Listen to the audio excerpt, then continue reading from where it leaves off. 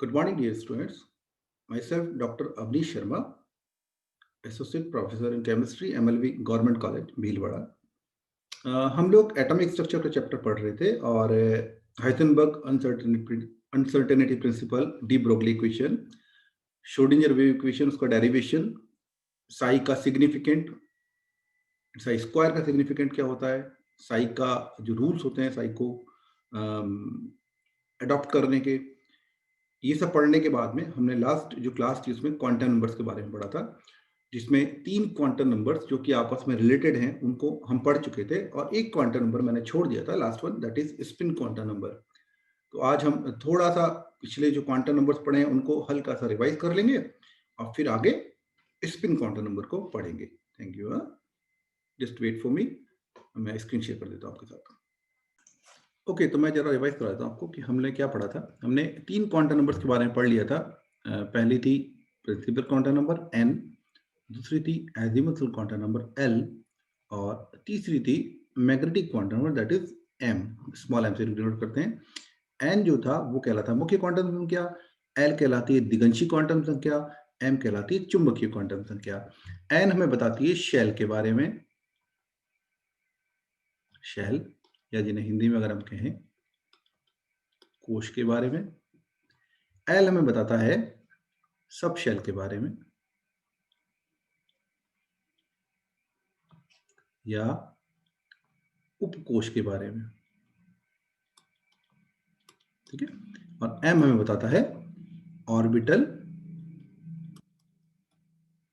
या कक्षक के बारे में, ठीक है। तो ये 3 चीजें हमने पढ़ी थी। अगर इसमें बात करें हम तो एन जो था, एन की वैल्यूज होती है के, एल, एम, है ना। और एन जो बराबर होता है 1, 2, 3 और इसमें कंडीशन ये थी कि एन कभी भी 0 नहीं होता है ना। ऐसे ही एल की वैल्यू, एन और एल कभी भी बराबर नहीं होंगे। एल की वैल्यू 0 से शुरू होता है, 1, 2, 3 एंड सो ऑन। 0 एस, ये पी, ये टी और ये एफ था। मैं सिर्फ याद करा रहा हूँ, बाकी आप क्लास को देख लीजिएगा। एम की वैल्यूज प्लस एल से शुरू होता है, 0 एंड माइनस एल तक होती है।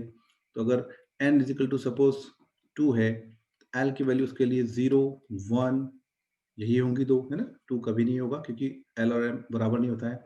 एल इज इक्वल टू 1 है, इसके लिए एम की वैल्यू हो जाएगी +1, 0 एंड -1। और ये कौन सा ऑर्बिटल होगा? ये पी ऑर्बिटल होगा। इसमें एक्स, वाई और जेड, ये तीनों कोऑर्डिनेट में हम इनको मान लेते हैं। तो इस तरह हमने ये 3 क्वांटम नंबर पढ़ लिए थे। इसमें कि ये जो एन है ये तो साइज के बारे में बताता है हमें, है ना। एनर्जी के बारे में बताता है इलेक्ट्रॉन की, कितना डिस्टेंस, जितना डिस्टेंस जाएगा नाभिक से उतनी ज्यादा उसकी ऊर्जा बढ़ती जाएगी। ये मैं आपको लास्ट क्लास में बताया था। एल उसके कोणीय संवेग के बारे में बताता है, संवेग के बारे में बताता है। और कोणीय संवेग का जो परिमाण है, जो उसका परिमाण है उसके बारे में बता देता है। और क्योंकि ये एक सदिश राशि है कोणीय संवेग, तो उसका जो परिमाण है वो तो एल बता देता है, और उसकी जो डायरेक्शन है या दिशा जो है उसके बारे में हमें मैग्नेटिक क्वांटम नंबर बताता है। तो ये कुछ ये चीजें हैं हम क्वांटम नंबर के बारे में पढ़ चुके थे। आज हम शुरू करेंगे spin quantum number. Just minute. चक्रण क्वांटम संख्या। तो चक्रण क्वांटम संख्या या इंग्लिश में अगर हम कहें तो इसको स्पिन क्वांटम नंबर।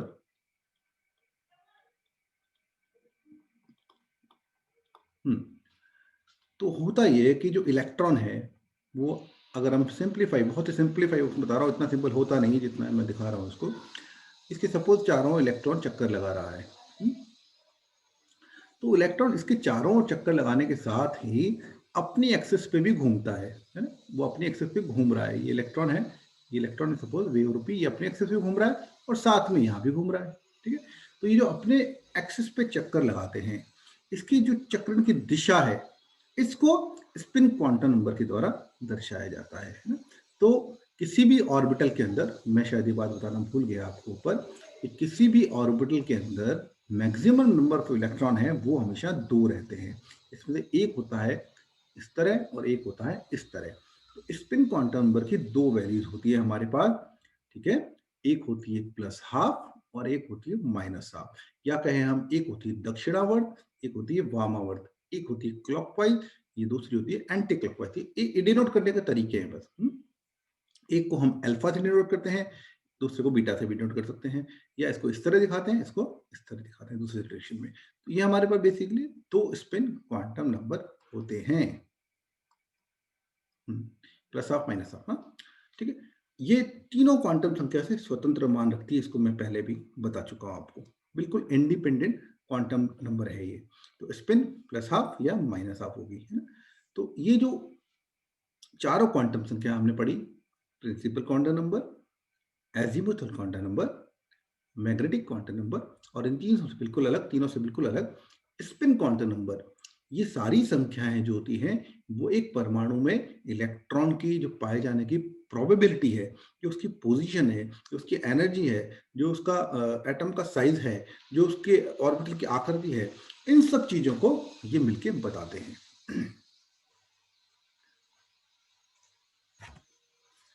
इस टेबल को जरा सा हम देख लेते हैं। ये टेबल हमें सब उसको समराइज कर देती है जो भी हमने ऊपर पढ़ा है। मुख्य क्वांटम संख्या एन से डिनोट कर रहे हैं इसको हम, कोश के बारे में बता रही है, 1 2 3 4 इसकी परमिटेड वैल्यूज हैं। दिगंशी क्वांटम संख्या या एजीमुथल क्वांटम नंबर या कोणीय संवेग क्वांटम नंबर, एल सेट को डिनोट कर रहे हैं हम। सब शेल्स या उपकोश के बारे में ये बताती है।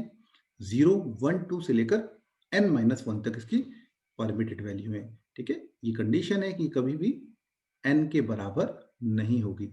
यहाँ कंडीशन की n कभी भी 0 नहीं होगा, okay. Third one is magnetic quantum number, चुंबकीय क्वांटम संख्या, इसको स्मॉल m से हम डिनोट कर रहे हैं, ठीक है। ये हमें बताती है ऑर्बिटल के बारे में, और इसके लिए कंडीशन है -L टू 0 टू +L तक। इसके लिए टोटल वैल्यू होती है 2 12 + 1। देन चक्रण क्वांटम संख्या या स्पिन क्वांटम नंबर, जो इन तीनों का आपस में कोरिलेशन है, बट ये अपने आप में एक अलग से क्वांटम संख्या है, ठीक है। इसके लिए प्लस हाफ और माइनस हाफ। तो ये 4 क्वांटम संख्या है जो आपको पढ़नी है। ये भी एक समराइज किया हुआ टेबुलेशन है, ये मैंने बताई दी आपको। पोजीशन ईयर 0 टू n-1 -L2। एक टेबल और है बस, ये ऑर्बिटल साइज को बता रहा है, एनर्जी लेवल को बता रहा है, जो हमने पहली क्लास में पढ़ा था। ये ऑर्बिटल शेप को बता रहा है, सब शेल्स के बारे में बताता है, क्योंकि सब शेल्स ही होती हैं। ये शेल ये हो गया, ठीक है, ये वाली तो हो गई शेल, यही तो है सब शेल, ठीक है। ये हो गया ऑर्बिटल। तो ये ऑर्बिटल ओरिएंटेशन को बताता है। इसी से पता चलता है कि एस स्फेरिकल है, पी डबल शेप्ड है, डी डबल शेप्ड है ना, ठीक है। और ये बता रहा है इलेक्ट्रॉन स्पिन डायरेक्शन को, ओके। तो ये 4 क्वांटम नंबर है जिनके बारे में हमने पढ़ा। इन क्वांटम नंबर की सहायता से ही हम जान सकते हैं इलेक्ट्रॉन के बारे में, कि इलेक्ट्रॉन कैसे भरा जाता है किसी भी परमाणु में। हमें अगर एटॉमिक नंबर पता है तो हम एक एक करके उसके ऑर्बिटल फिलिंग अप करते हैं। उनको भरने के कुछ सर्टेन रूल्स हैं, उन रूल के अकॉर्डिंग ही भर सकते हैं। वो आपके कोर्स में है और इस तरह है, वो अहबाउ प्रिंसिपल कहलाते हैं। टोटल मिला के सबको उनको अहबाउ प्रिंसिपल कहा जाता है। उसमें पाउली का नियम है एक, जिसको पाउली का अपवर्जन सिद्धांत कहते हैं, या एक्सक्लूजन प्रिंसिपल भी कहा जाता है। एक हुंड्स का नियम है, जिसको हुंड्स का मैक्सिमम मल्टीप्लिसिटी रूल कहा जाता है, वो भी नियम है। कोई भी नियम हो, उस नियम का एक ब्रह्म सूत्र यही है जो मैंने यहां लिखा है। ये याद रखना है हमेशा कि जो भी ऑर्बिटल वही पहले भरा जाएगा, ऑर्बिटल वही पहले भरा जाएगा जिसके लिए ऊर्जा का मान कम होगा। कम ऊर्जा के कक्षक पहले भरे जाते हैं, ज्यादा ऊर्जा के कक्षक बाद में भरे जाते हैं, ठीक है। और ये सिर्फ यहीं के लिए सूत्र नहीं है, ये हर जगह के लिए सूत्र है कि इस ब्रह्मांड में जितनी कम ऊर्जा होती है उतना ही वो सिस्टम स्थायी होता है। तो कोई भी प्रोसेस होता है वो हमेशा स्वतः स्पॉन्टेनियस प्रोसेस तभी होगा जबकि उसकी एनर्जी कम हो रही हो। चाहे हम बात करें पानी के ऊपर से नीचे गिरने की, पानी ऊपर से नीचे क्यों गिरता है? क्योंकि उसकी पोटेंशियल एनर्जी यहाँ पर है और वो सिस्टम अनस्टेबल है। उसको स्टेबल होना है तो वो नीचे आता है, अपनी पोटेंशियल एनर्जी दान दे देता है, ठीक है, तभी वो नीचे आता है सिस्टम, है ना। उसको स्टेबल होना है। तो स्पॉन्टेनियस प्रोसेस वही होंगे जहां पर की एनर्जी कम हो रही है, तो कम ऊर्जा के कक्षक पहले भरे जाएंगे क्योंकि वो स्थायी होते हैं, है ना। इन नियमों को हम एक एक करके पढ़ते हैं। सबसे पहला नियम है, वो नियम कहलाता है पाउली का अपवर्जन सिद्धांत। तो पाउली एक्सक्लूजन प्रिंसिपल भी इसको कहते हैं, अपवर्जन, अपवर्जन का सिद्धांत। ठीक है, तो पाउली का जो सिद्धांत है वो ये कहता है कि किसी भी एक परमाणु के लिए, अगर एक परमाणु की बात करें, किसी भी एक एटम के लिए कभी भी चारों क्वांटम संख्या कौन कौन सी, N, L, M and S, इन चारों क्वांटम संख्याओं का मान किसी भी एक परमाणु में दो इलेक्ट्रॉन्स के लिए समान नहीं होगा। ठीक है, एक परमाणु के अंदर किन्हीं भी दो इलेक्ट्रॉन के लिए इन चारों क्वांटम संख्याओं का मान कभी भी समान नहीं होगा। और ऐसा क्यों होता है, ठीक है, और ऐसा कैसे होता है वो हम देखें। तो सपोज कोई एक परमाणु है जिसके लिए n की वैल्यू 1 ली है हमने, सपोज प्रिंसिपल क्वांटम नंबर यहाँ पर 1 है, तो ये कौन सा कोश हुआ, ये हुआ सपोज k कोश की हम बात कर रहे हैं। इस n इज इक्वल टू 1 में इलेक्ट्रॉन है, उसके लिए l की वैल्यू कितनी होगी, 1 तो होगी नहीं क्योंकि n के बराबर l कभी भी नहीं होता है। l इज इक्वल टू 0 हो गया, ये हो गया हमारा s उपकोश। ठीक है, s के अंदर m is equal to a की वैल्यू होगी, तो a की ऑर्बिटल है इसके अंदर, है ना, a की ऑर्बिटल है, ओके। और ये भी दोनों वैल्यूज सेम हो गई, एक ही ऑर्बिटल है और दूसरी पॉसिबिलिटी नहीं है, तो 0 0 हो गया। तो क्योंकि n1 दो इलेक्ट्रॉन रहते हैं एक ऑर्बिटल के अंदर, l0 m0 ये भी सेम है, सेम है, सेम है, सेम है, तो तीन क्वांटम नंबर तो सेम हो गई। बट इनिशियली मैंने पहले भी बताया आपको कि तीन क्वांटम संख्या आपस में रिलेटेड हैं, चौथी नहीं है। तो हमेशा अगर तीन क्वांटम नंबर सेम भी हो गई, तब भी जो चौथी क्वांटम संख्या है जिसे कहते हैं स्पिन क्वांटम नंबर, वो हमेशा अलग होगी।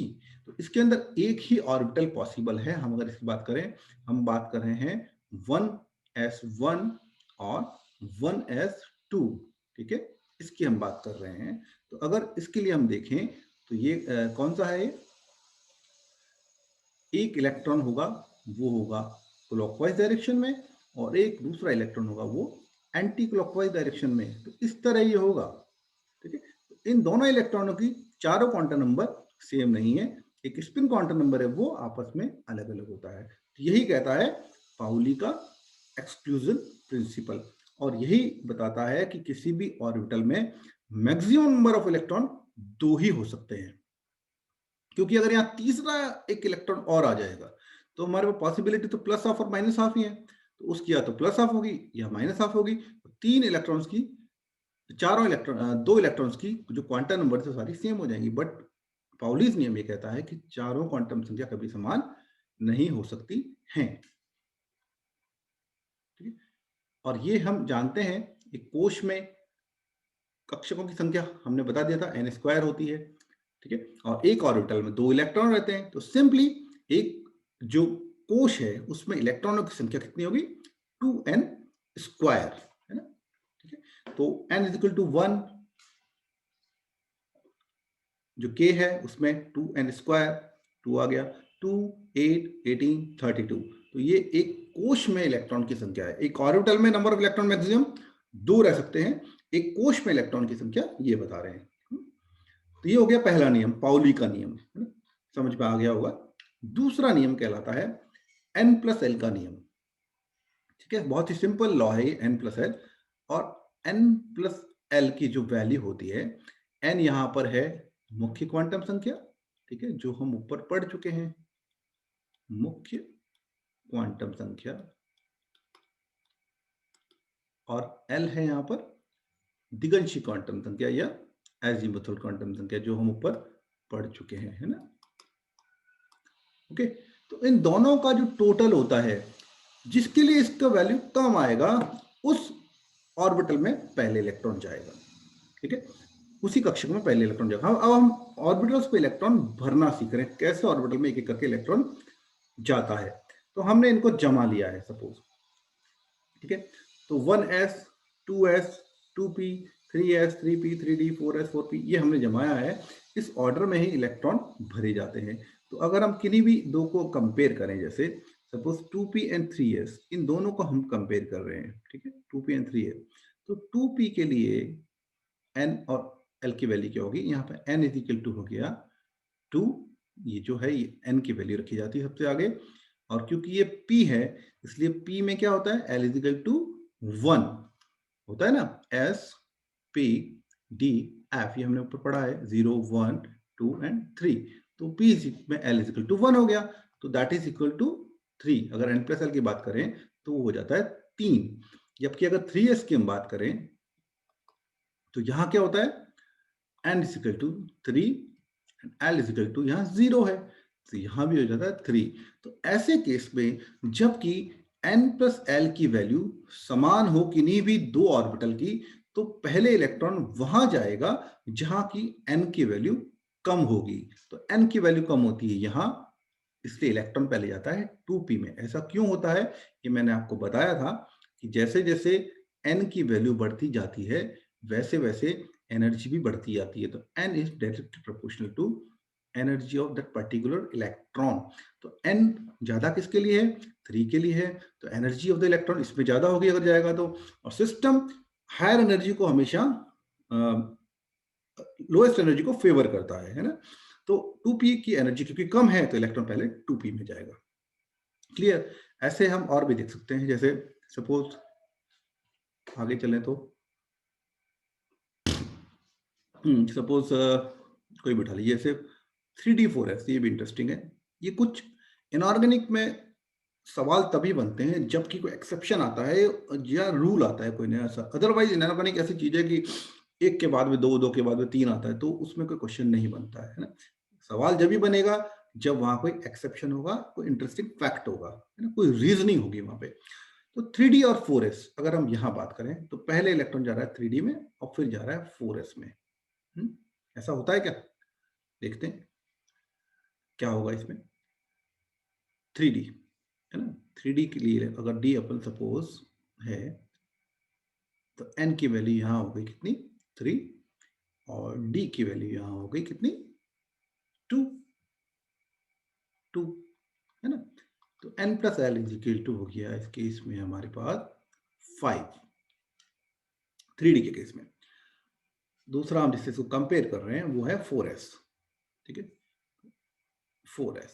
तो 4s की जब बात करेंगे तो n इज इक्वल टू हो जाता है यहाँ 4, जो कि ज्यादा है 3d से, ऑब्वियस है ज्यादा है, लेकिन यहां पर l की वैल्यू क्या है, 0, और n प्लस एल के अकॉर्डिंग ये क्या है, 4।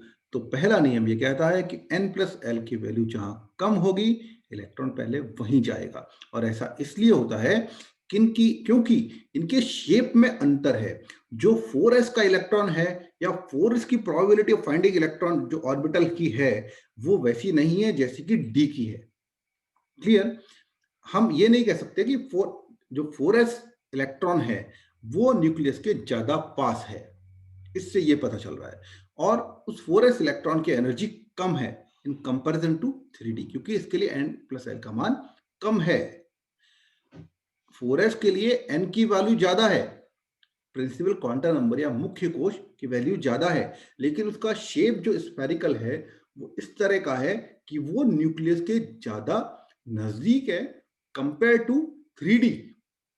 ठीक है। तो इनऑर्गेनिक में या कार्बनिक रसायन में ये चीजें होती हैं कि हमें एक ही चीज को समझने के लिए उसका शेप, उसके एनर्जी, जो रूल्स हैं, जो कॉमन रूल्स चल रहे हैं उसके, या उसमें एक्सेप्शन है, उन सबको देखना पड़ता है। तो यहाँ पर एस और डी का शेप बिल्कुल अलग अलग होता है ऑर्बिटल का। उस ऑर्बिटल शेप के कारण ही एस ज्यादा नजदीक है, एस ज्यादा पेनिट्रेटिंग पावर होती है, मैं पहले बता चुका हूं, जो भेदन क्षमता होती है एस की ज्यादा होती है। हालांकि वो हमने सेम एक लेवल में कंपेयर किया था, लेकिन यहाँ बात करें तो यहाँ भी एस इलेक्ट्रॉन ज्यादा नजदीक है न्यूक्लियस के, उनकी एनर्जी ज्यादा कम है कंपेयर टू डी, 3d।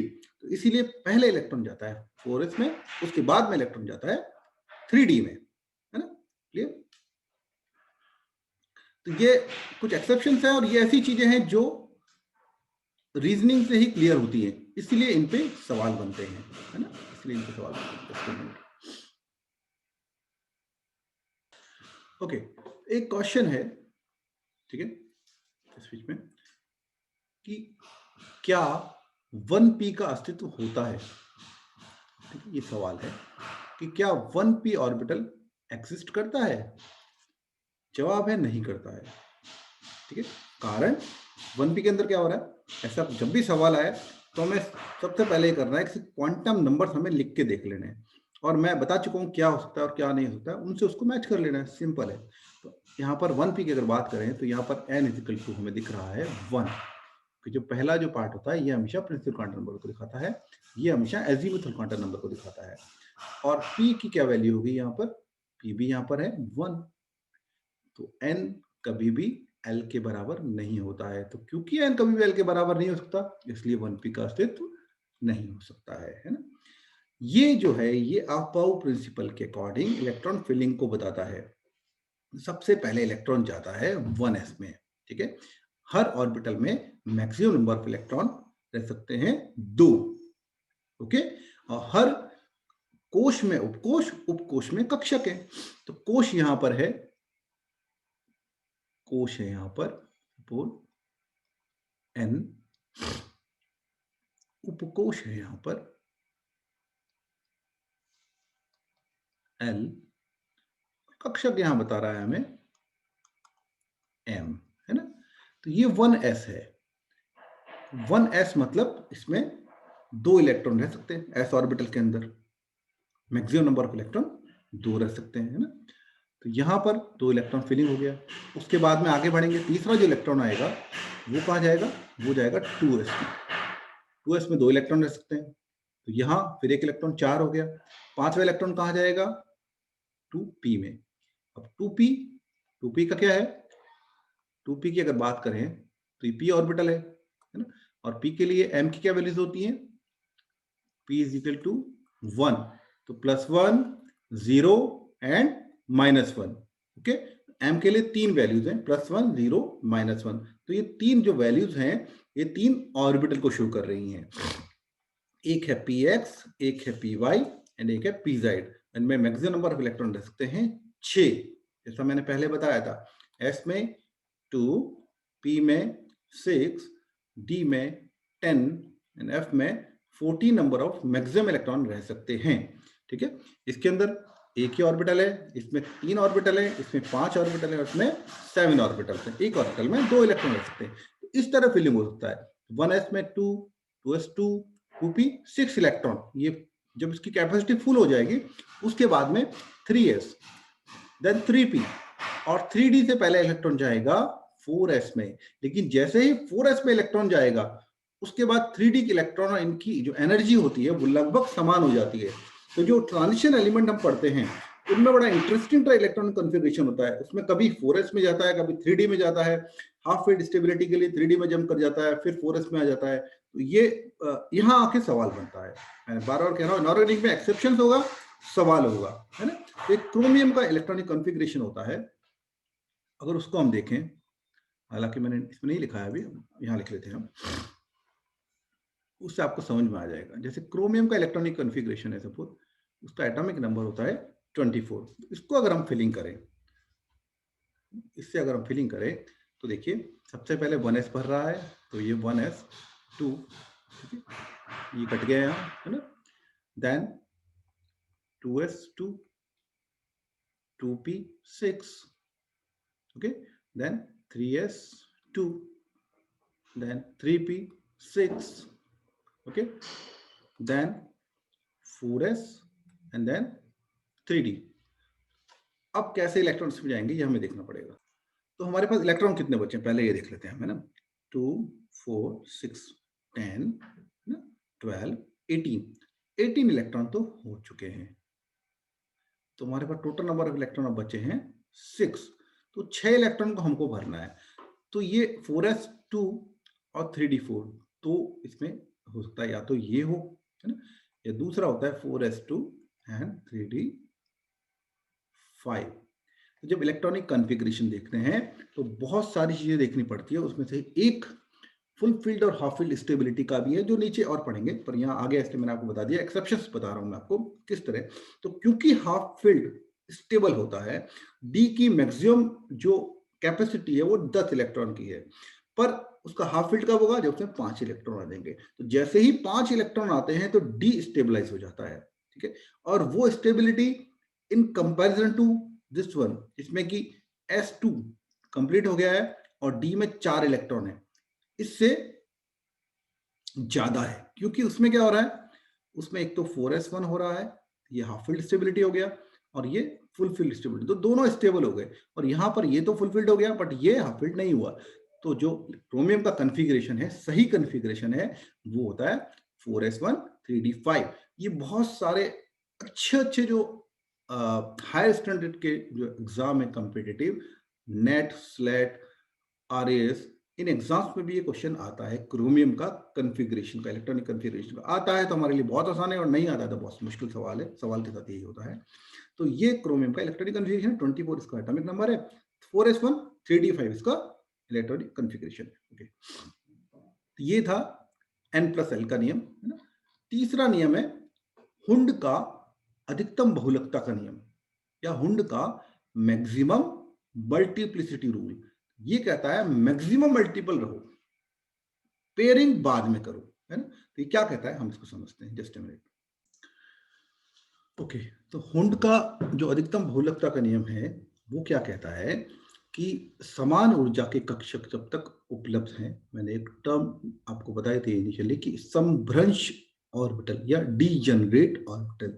तो डीजनरेट या समभ्रंश उन ऑर्बिटल्स को कहा जाता है जिन सभी ऑर्बिटलों की ऊर्जा समान होती है, एकदम समान होती है, ठीक है। तो इलेक्ट्रॉन किसी भी ऑर्बिटल में जाए उसका कोई फर्क नहीं पड़ता है। समभ्रंश ऑर्बिटल कौन कौन से हैं?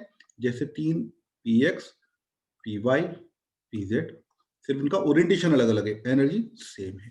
ऐसे ही डी के जो 5 ऑर्बिटल हैं, ऐसे ही एफ के जो 7 ऑर्बिटल हैं, ये सभी डीजनरेट ऑर्बिटल कहलाते हैं, इन सब में डीजनरेसी होती है। तो हुंड्स का नियम ये कहता है कि समान ऊर्जा के कक्षकों या उपकोशों में इलेक्ट्रॉन का युग्मन तब तक नहीं होता है जब तक कि ऐसे प्रत्येक कक्षक या उपकोश में एक इलेक्ट्रॉन नहीं आ जाता है, ठीक है। तो अगर हम देखें तो 1s2, 2s2 एंड 2p3 किसका कॉन्फ़िगरेशन है? ये नाइट्रोजन का कॉन्फ़िगरेशन, सपोज, जहां पर उसका एटॉमिक नंबर 7 है ना। तो हम देख रहे हैं कि अब 1s2 हुआ, कंप्लीट शेल हो गया। 2s2 क्योंकि 2 ही कैपेसिटी है उसकी ऑर्बिटल की इलेक्ट्रॉन रखने की, दोनों इलेक्ट्रॉन आ गए, यहां तक तो कोई दिक्कत ही नहीं है। अब इसका 3 इलेक्ट्रॉन और बचे हैं, और आगे बचे हैं हमारे पास 3 समभ्रंश ऑर्बिटल। तो इलेक्ट्रॉन के पास कई सारी संभावनाएं हो जाती हैं। तो जो हुंड कहता है वो सभी संभावनाओं को रिजेक्ट कर देता है, वो सिर्फ एक ही संभावना रखता है कि मैक्सिमम मल्टीप्लिसिटी होनी चाहिए, ठीक है। क्यों होनी चाहिए वो रीजन हम नीचे देखेंगे। तो क्योंकि यहां पर क्या, वो पेयरिंग हो गई, जबकि यहां पर हमारे पास एक खाली ऑर्बिटल उपलब्ध था। तो ये जो कॉन्फ़िगरेशन है ये गलत है, और ये इसमें एक इलेक्ट्रॉन अनपेड ये रहा, एक ये रहा और एक ये रहा, इसमें मैक्सिमम मल्टीप्लिसिटी है। पेयरिंग नहीं हुई है क्योंकि पेयरिंग की अभी जरूरत भी नहीं थी, और इसमें हाफ फील्ड स्टेबिलिटी भी नाइट्रोजन को गेन होती है। तो ये हुंड का नियम कहलाता है। अब हम उनका नियम क्या होता है ये पढ़ते हैं धीरे धीरे, जस्ट अ मिनट।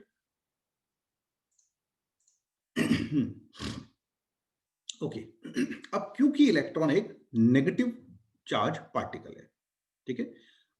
अब ये पहले से अगर एक ऑर्बिटल में प्रेजेंट है तो दूसरा इलेक्ट्रॉन वहीं आके पेयरिंग करे, जबकि उसके पास खाली स्थान अवेलेबल है। तो ये क्योंकि इन दोनों दोनों ही नेगेटिवली चार्ज हैं, दोनों में रिपल्शन है, और रिपल्शन से क्या होगा, एनर्जी बढ़ेगी, और एनर्जी कभी भी सिस्टम बढ़ाना नहीं चाहता है। मैं बार बार रिपीट कर रहा हूं, हमेशा सिस्टम लो एनर्जी में रहना चाहता है। तो इलेक्ट्रॉन कभी भी नहीं चाहेगा कि अंदर आए और इलेक्ट्रॉन के साथ वो रिपेल करे। इसीलिए वो क्या देखता है, वो उसके बगल में अगर सेम एनर्जी का ऑर्बिटल उपलब्ध है तो पहले वो वहां जाएगा।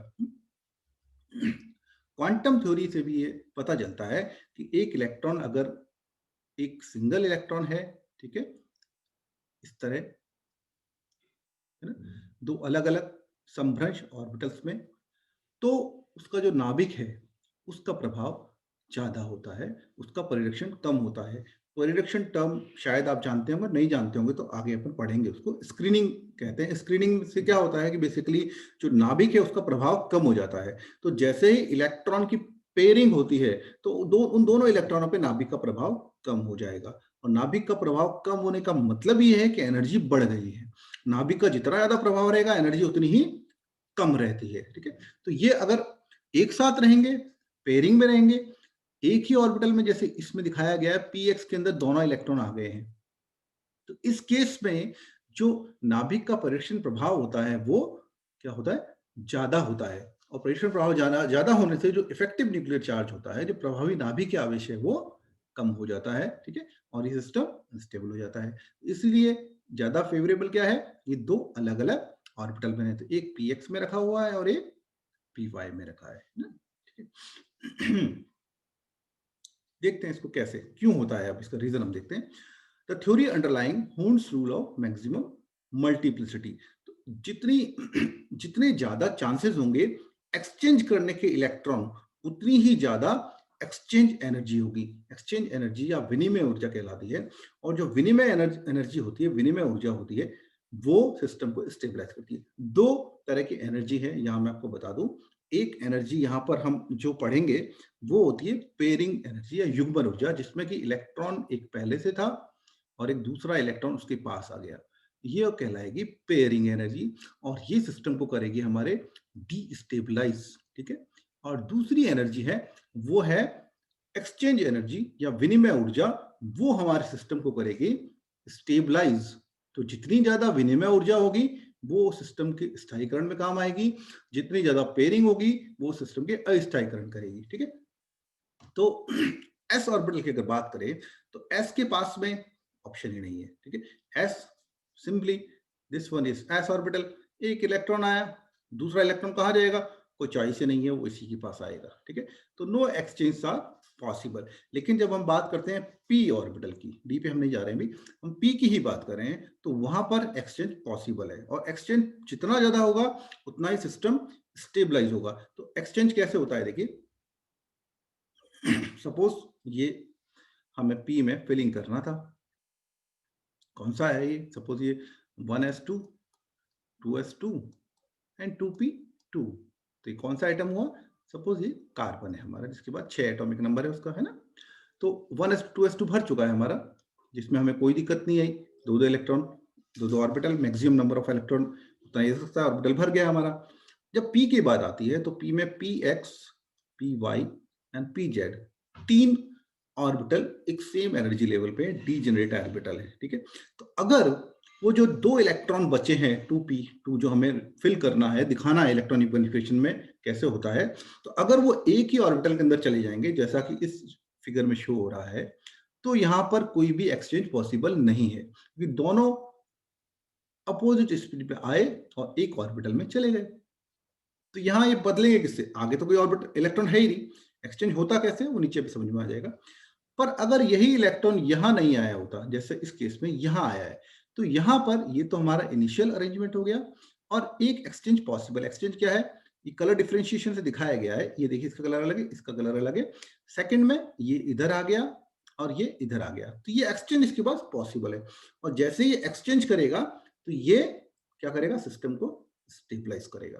तो अगर तीन इलेक्ट्रॉन, जैसा कि हमने ऊपर नाइट्रोजन के केस में देखा, तीन इलेक्ट्रॉन अगर पेयर में नहीं जाकर पेयरिंग नहीं करते हैं और अनपेयर्ड रहते हैं, तीनों एक एक इलेक्ट्रॉन जाता है, हाफ फील्ड स्टेबिलिटी जिसे हमने कहा। तो अगर ये सपोज इनिशियल अरेंजमेंट था, तो ये 1 2 3, देखिए ये अलग कलर है, this is different colour, this is different colour, तो ये तीनों एक्सचेंज इसमें पॉसिबल है। तो जितने ज्यादा एक्सचेंज होंगे उतना स्टेबलाइज सिस्टम होगा। और हाफ फील्ड स्टेबिलिटी में, क्योंकि हमारे पास इतने सारे एक्सचेंज पॉसिबल है, इसलिए हाफ फील्ड जो होता है सब शेयर्स, वो ज्यादा स्टेबल होती है ना। ठीक है, विनिमय ऊर्जा, इसके निकालने का एक फॉर्मूला भी है छोटा सा सिस्टम। तो विनिमय ऊर्जा को निकालने का फॉर्मूला है -n(n-1) k/2, जहां पर k है वो विनिमय स्थिरांक कहलाता है, एक्सचेंज कांस्टेंट कह लीजिए इसको। ठीक है, n यहां पर समांतर चक्रण वाले जो इलेक्ट्रॉन है, समांतर चक्रण वाले इलेक्ट्रॉन जिनका की चक्रण सेम है इस तरह, ठीक है, एक ही साइड में वो नंबर ऑफ इलेक्ट्रॉन, उनकी संख्या है। नेगेटिव साइन है क्योंकि ये स्थायित्व देता है। तो एक एग्जांपल अगर हम देखें D5 इलेक्ट्रॉन का सपोज, तो D5 में क्या एक्सचेंज एनर्जी होगी, इसको हम अगर देखें, तो यहाँ पर n इज इक्वल टू 5 है, क्योंकि d 5 है। जैसे मैंने आपको ऊपर एक कॉन्फ़िगरेशन बताया था क्रोमियम का, उसी को मान लीजिए क्रोमियम है, क्रोमियम ही है, d5 वही कॉन्फ़िगरेशन होता है। तो यहाँ पर एक इलेक्ट्रॉन ये है सपोज, इसका एक्सचेंज अगर हमें देखना है तो ये इलेक्ट्रॉन यहाँ भी जा सकता है, यहाँ भी जा सकता है, यहाँ भी जा सकता है, यहाँ भी जा सकता है ना। ऐसे ही ये इलेक्ट्रॉन यहाँ यहाँ यहाँ, तो ये इसकी एक्सचेंज प्रोबेबिलिटीज हैं। इनसे हम एक्सचेंज एनर्जी निकालेंगे। देखिए हाँ, तो यहाँ पर n इज इक्वल टू 5 है। 5 क्या है? समांतर चक्रण वाले इलेक्ट्रॉनों की संख्या। तो ये 1 2 3 4 5 हमें दिखाई दे रहा है। तो अगर ई हम निकालें तो -5, n की जगह हमने रख दिया 5 - 1 k/2, ये आ जाएगा -10k। ठीक है, अब क्या है, अब मानिए यहां पर एक इलेक्ट्रॉन और आता है, अगला इलेक्ट्रॉन आया, ठीक है, उसने क्या करेगा, वो आके पेयरिंग करेगा। पेयरिंग किसमें करेगा? इसी में करेगा। ये सपोज हमारा d5 कॉन्फ़िगरेशन है, यहां पर ऐसे 1 2 3 4 5, ठीक है। अब एक इलेक्ट्रॉन और आता है ना, अब वो इलेक्ट्रॉन आके पेयरिंग करता है। सपोज वो आया, किसी में भी कर लो, ये जगह मैंने छोड़ दी ज्यादा इसलिए यहाँ करा लेते हैं। ये पेयरिंग हो गया, सब यहाँ भी किसी भी एक, सब डिजेनरेट हो गया, सारे सेम एनर्जी लेवल पे भी। ये पेयरिंग होगी यहाँ पे, सपोज ये पेयरिंग हो गया। तो जैसे ही एक पेयरिंग होगा, उसके लिए हम विनिमय ऊर्जा निकालें तो वो कैसी होगी? अब यहाँ पर जो पैरेलल इलेक्ट्रॉन है एक जैसे, वो कितने होंगे? 1 2 3 4 5, ठीक है ना, 5 ही है पैरेलल, तो उनमें तो कमी आई नहीं है। तो ये तो हो गया 10k, जो पहले हमने निकाला था, उनकी विनिमय ऊर्जा हो गई, विनिमय ऊर्जा। ठीक है, और एक इलेक्ट्रॉन और आ गया, वो एक ही नंबर ऑफ इलेक्ट्रॉन है, उसका और कोई पैरेलल तो है नहीं अभी, तो उसको एक ही मान के हम करते हैं, उससे निकालते हैं। तो ये हो गया हमारा -0k। ये इसकी एक्सचेंज एनर्जी हो गई सपोज, उस एक इलेक्ट्रॉन के कारण। ठीक है, तो कुल ऊर्जा जो हो जाएगी वो हो जाएगी इसकी, इंटरेस्टिंगली, -10k प्लस -0k। ये तो हो गया इसका एक्सचेंज एनर्जी टोटल। ठीक है, यहाँ एक इलेक्ट्रॉन आएगा, दूसरा आएगा, तो यहाँ पे 2 हो जाएगा, एंड सो ऑन, इस तरह होगा। और इसमें साथ में हमें जोड़नी पड़ेगी युग्मन ऊर्जा, क्योंकि मैंने आपको बताया था जो युग्मन ऊर्जा है वो सिस्टम को डिस्टेबलाइज करती है। ठीक है, ये प्लस में आ रही है, वो माइनस में, वो एनर्जी निकलती है, जो एनर्जी निकल गई वो सिस्टम को स्टेबलाइज करके गई, उसने एनर्जी कम किया है, इस सिस्टम की एनर्जी बढ़ा रही है। ठीक है, युग्मन ऊर्जा इसे अस्थायी कर रही है। ठीक है, तो अल्टीमेटली हो क्या रहा है, हाफ फील्ड जो हमारा सिस्टम था वो स्थायी होता है, जबकि हाफ फील्ड से एक इलेक्ट्रॉन बढ़ते ही वो अनस्टेबल हो जाता है। ये होता है विनिमय ऊर्जा। तो यहीं तक करते हैं। आज हमने स्पिन क्वांटम नंबर के बारे में पढ़ा, उसके बाद में हमने डिफरेंट रूल पढ़े इलेक्ट्रॉन फिलिंग के, जिसमें पाउली का नियम, हुंड का नियम, n+l का रूल जो है वो पढ़ा, और डिफरेंट एक्सेप्शंस जो थे वो देखे हमने। तो होप आपको समझ में आया होगा। Thank you, thanks for watching. ठीक है।